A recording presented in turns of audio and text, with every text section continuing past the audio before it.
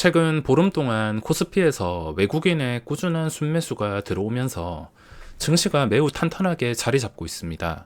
장중에 잠깐 신경 쓰일 정도의 고를 만들긴 하지만 결국에 최근 3주 동안 아주 강력한 시장이 유지가 되고 있습니다. 증시가 이렇게 강하게 유지가 되는 이유는 당연히 외국인이 끝없는 순매도에서 현재 끝없는 순매수로 돌아섰기 때문입니다. 이렇게 충분히 강할 수 있거나 오르진 못하더라도 지루해도 충분히 단단한 시장이 그동안 왜 이렇게 떨어졌는지를 생각해보면 역시 답은 정해져 있습니다. 지나고 나서 하는 이야기가 아니라 저는 처음부터 신용잔고가 24조 때부터 적정 신용잔고가 17에서 18조 원 사이라고 눈대중으로 보면서 수개월 동안 말씀을 드렸는데 혹시나 다음 하락이 찾아온다 하더라도 역시 신용잔고로 계산할 것입니다. 개인이 세계 이슈를 분석을 해서 그게 증시를 떨어뜨릴지 아니면 증시를 올릴지 분석하는 것은 크게 의미가 없습니다.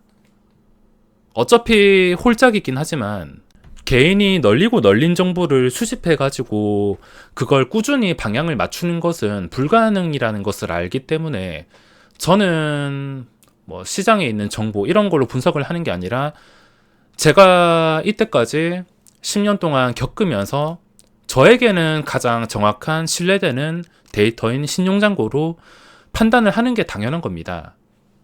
그냥 즉흥적으로 지수가 떨어진다고, 종목이 떨어진다고 떨어지는 칼날을 함부로 받거나 저점을 함부로 예측하는 것은 굉장히 위험하지만 신용잔고 데이터는 완벽한 저점에선 당연히 잡을 수 없겠지만 어느 정도 예상이 가능하다는 것입니다. 어차피 외국인들의 목적은 공매도를 고점에서 누적시켜서 신용잔고 반대 매매를 이용해서 저점에서 맞바꾸는 것이기 때문에 믿을 수 있는 데이터인 신용잔고가 적정선까지 내려올 때 사는 게 답이라고 할 수 있겠습니다. 자, 최근 신용잔고를 보면 증시 분위기에 맞춰가지고 또다시 증가하고 있는 추세인데 17조 4천억 정도까지 내려갔던 신용잔고가 벌써 1조 넘게 증가했습니다. 최근 저점 대비 벌써 1조 넘게 거의 19조에 육박하고 있는데 신용잔고는 다시 증가하고 있지만 증시의 거래대금을 보시면 예전 수준으로 돌아갈 기미가 보이지 않습니다. 예전 수준의 코스닥 하루 10조 원 거래대금으로 돌아가기 위해서 지금 가장 먼저 해야 될 것은 일단 이 자리에서 코스피 코스닥이 3% 이상 상승하는 10벌건 장대 양봉이 나와줘야 됩니다. 여기서 그냥 V자 반등이 나와가지고 너무 급하게 움직였으면 또 떨어질 때도 급하게 떨어질 텐데 최근 3주 동안 이렇게 천천히 누적이 되었다는 것은 이제는 방향이 결정된다 하더라도 이상할 건 없을 것입니다. 당연히 방향이 상승이라면은 앞으로 예측은 더 쉬워집니다. 근데 여기서 방향이 상승이 아니라 단 한 방에 깨버리는 장대 음봉이다. 그럼 이야기가 달라집니다. 지금까지는 좋지만 단 한 방에 큰 캔들로 인해서 방향이 결정될 수가 있으며 예전 수준으로 거래대금을 끌어올리기 위해서는 3주 동안 이제 진정이 되었으니까 황금선 위에서 진정이 되었으니까 증시를 더 가파르게 올리는 것입니다. 처음부터 가파르게 올리는 게 아니라 진정된 상태에서 방향이 결정되는 순간에 가파르게 올리는 방법밖에 없습니다. 그렇다 하더라도 코스닥의 거래대금이 예전처럼 한 방에 돌아오진 않겠지만 여기서 장대 양봉이 나온다. 그러면은 최소 평균 6조 원 이상을 회복할 가능성이 높고 거기서 계속 분위기가 좋다면 예전 수준으로 돌아가면서 연쇄적인 상승이 나오는 그림도 기대할 수가 있지만 좋은 그림만 생각을 할 수는 없습니다. 만약에 여기서 무너지게 된다면 그 다음 신용잔고의 저점은 17에서 18조 원 사이가 아니라 16조 원에서 17조 원 사이로 줄어들어야 됩니다. 만약에 여기서 잘 안 풀려가지고 떨어졌을 때 또다시 17조 원대 찍는다고 저점을 잡는 게 아니라 여기서 무너지면은 이제 계단식 하락으로 갈 가능성이 있기 때문에 신용잔고는 더 낮게 잡아야 됩니다.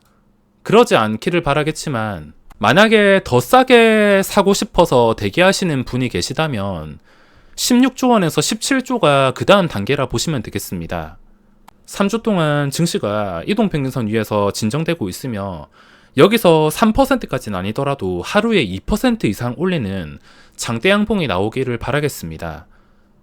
저도 증시가 떨어져서 신용잔고가 저점일 때 매수하는 것보다 차라리 이런 식으로 분위기 좋게 유지가 되면서 오버나잇이랑 스윙을 아무 걱정 없이 자유롭게 하는 게 저는 훨씬 좋은 것 같습니다.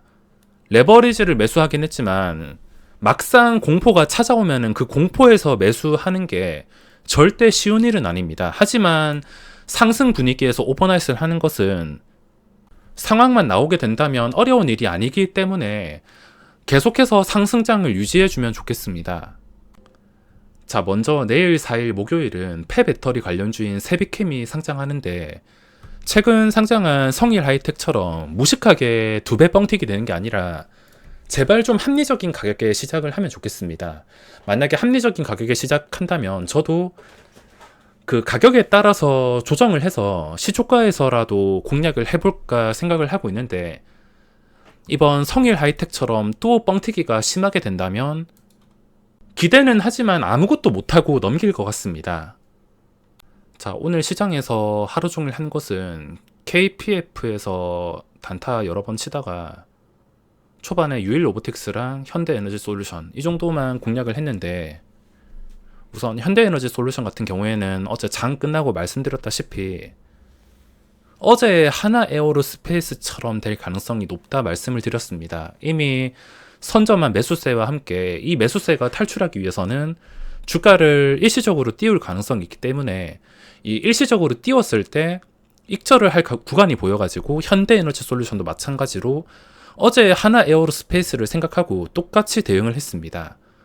오늘 장중에 초반에 7%까지 정말 쉽게 올랐는데 시가총액은 가볍진 않지만 호가가 굉장히 가벼운 편이라 초반에 올라간 호가창을 보고 굉장히 당황스러웠습니다. 밑에 매수 대기는 1%씩 텅텅 비어 있는데 꾸역꾸역 올리는 것을 보고 적당히 바로 미련 없이 익절을 했습니다. 그 다음은 또 외국인의 수급을 역이용할 수 있는 유일로보틱스가 있는데 어제도 상한가를 억지로 만들면서 11만 주나 들어왔습니다. 어제와 그저께를 보면은 6만 5천 주 플러스 11만 7천 주, 대충 18만 주가 넘는데 이 물량이 한 방에 출회되지는 않겠지만 18만 주가 한 방에 매도가 나오진 않겠지만 그 18만 주 중에서 대충 반 정도, 9만 주 정도, 9만 주가 안 되더라도 그 근처라도 매도가 나왔을 때 주가가 멀쩡하다면 어차피 외국인들의 목적은 단타 칠 자리가 나올 때마다 그 전에 매도했던 거 상관없이 가격 상관없이 또 새로 들어와서 먹을 자리가 생기면 활용하는 판이기 때문에 매도가 나왔는데도 주가가 빠지지 않는다. 그러면은 또 일시적으로 들어오면서 주가를 이렇게 띄울 수가 있어서 아주 단순한 외국인 수급을 이용해서 매매를 했습니다. 그리고 요즘에 꼭 알고 계셔야 될 것이 있는데 외국인들은 신고가 매매를 좋아합니다. 이 신고가 매매에서도 신고가를 뚫어가지고 계속 시세가 나오기보다는 신고가와 거리가 가까운 자리에서 대량 매집한 다음에 개인들이 이제 고점을 뚫어주면 들어올 게 보이니까 들어오지 않는다 하더라도 거래량 발생시키면 그 전에 고점 근처에서 기대감이 크기 때문에 새로운 매수세가 많이 몰리니까 외국인은 그걸 이용해서 그 전부터 매집을 한 다음에 호가가 가벼울 때 억지로 띄워가지고 고점 근처에서 전부 다 정리하는 방식으로 요즘에 매매를 하고 있습니다. 오늘 유일로보틱스도 그랬으며 어제도 루닛이란 종목을 장중에 프로그램으로 22만 주나 쓸어가면서 억지로 고점 근처까지 올렸습니다. 이게 정상적인 거래였으면 외국인이 아예 관여를 하지 않았다면 어제 같은 상승이 나오는 것은 불가능합니다. 특별한 공시나 뉴스가 있는 게 아닌 이상 이런 자연스러운 상승이 나오는 것은 불가능합니다. 오직 자본력으로 밀어붙여가지고 고점 근처까지 기대감을 만든 다음에 개인한테 넘기기. 요즘에 이런 패턴이 많이 나오고 있기 때문에 주의를 하셔야 됩니다. 저도 예전에는 고점 근처에서 사도 손절도 쉽고 대응하기도 쉬워가지고 고점 돌파 매매 비슷한 방식을 좋아했는데 요즘은 이제 개인들의 이런 심리를 이용하는 외국인들 때문에 함부로 고점 근처에서 샀다간 큰일 날 수가 있습니다. 차라리 외국인들의 수급을 역이용해가지고 빼먹을 자리만 빼먹는 게 낫지. 외국인들이 무식하게 수십만 주씩 쓸어 담는데 그걸 고점 뚫어줄까라고 기대했다가는 그대로 고점에 물려버릴 수가 있습니다. 오전에 유일로보틱스랑 현대에너지솔루션 매매했다가 하루 종일 시장이 상승하긴 하지만 딱히 할 게 없겠다 생각을 하고 포기를 하려고 했는데 KPF라는 종목이 발견이 되어서 이게 거래대금 한 800억 정도 터졌을 때부터 공략을 시작했습니다. 어제 유일로보틱스 같은 생각이 들어서 마지막에 잡아가지고 상한가까지 기대를 할까 말까 생각을 했지만 보유를 하지는 못했습니다. 그냥 단타만 몇 번 치다가 끝냈는데 결국에 지금 상한가에 닫혀 있습니다. 이게 나중에 풀릴지는 모르겠지만 제가 지금 가지고 있지 않기 때문에 또 풀리지 않을 것 같은 느낌을 받고 있습니다. 어제 유일로보틱스는 제가 초반부터 한 이쯤에 3만 1,000원 근처에서 사서 계속 가지고 있었기 때문에 상한가가 풀린 것이고, 지금은 KPF 제가 가지고 있지 않기 때문에 또 이런 식으로 마무리해서 최근에 월봉 차트까지도 괜찮은 편이던데 딱히 외국인 단타의 수급도 꼬인 게 없기 때문에 내일 시장까지 끌고 가면서 공략을 할 수 있을 것 같습니다. 거래대금이 굉장하진 않지만 차트가 예쁜 상태에서 이런 새로운 종목들이 나오고 있으며 오늘 대형주 몇 개와 게임주가 올라오고 있긴 하지만 게임주 역시나 JP모간이 관여하고 있습니다.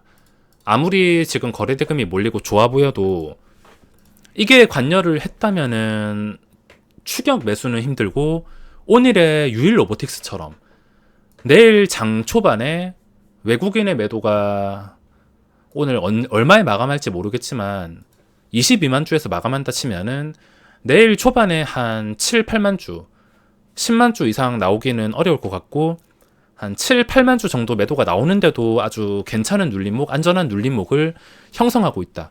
그러면 그 눌림목에서 공략을 할 수가 있을 것입니다. 완벽하지는 않지만 외국인의 수급을 이렇게 역이용할 수 있는 종목들도 계속 나오기 때문에 아주 활발한 매매는 아니지만 약간씩 띄어먹는 매매는 꾸준하게 가능할 것 같습니다. 자, 그럼 오늘 영상은 여기서 마무리하겠습니다.